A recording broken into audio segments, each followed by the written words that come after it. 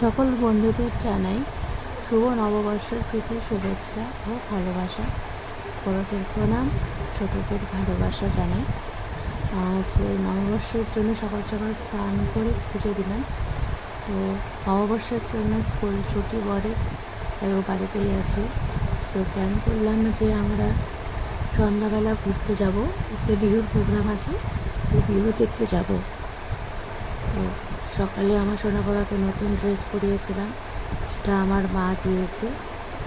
সকালে ওকে একটা নতুন ড্রেস পরালাম, আবার দুপুরে পরিয়েছে আরেকটা, কারণ অনেক ড্রেস হয়েছে, এটা দিয়েছে ওর ঠাম।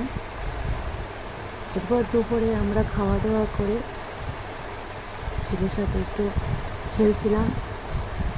ও তো ওই টাইমে ঘুমায়, তো সেদিন জানা ছিল, তাই ভাবলাম ওকে একটু নিয়ে খেলাফেলা করি।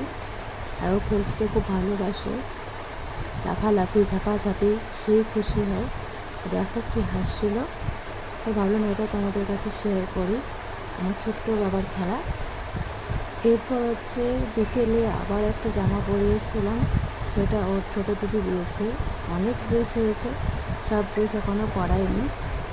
যাই হোক, সন্ধ্যাবেলা রেডি হলাম, বরের সাথে বেরোবো বিহু দেখতে, তারপর একটু যাবো বাজারে, আর দোকানেও ছিল হালখাতা। তো সোনাকে রেখে আমরা বেরোলাম, যাচ্ছিলাম যে বিহুর প্রোগ্রাম দেখতে, যেখানে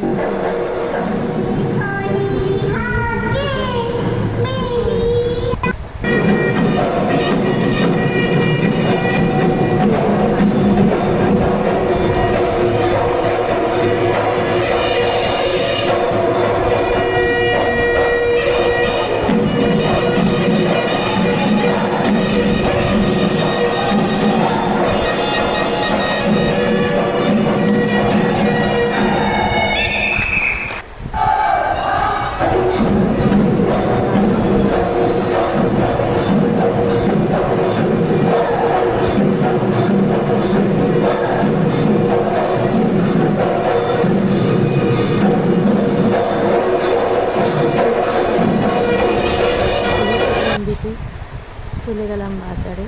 সেখানে বর ছিল পাপড়ি চাট, আমি খেলাম ফুচকা। তারপর সেখান থেকে গেলাম আমরা হালখাতা করতে, দোকানে ছিল।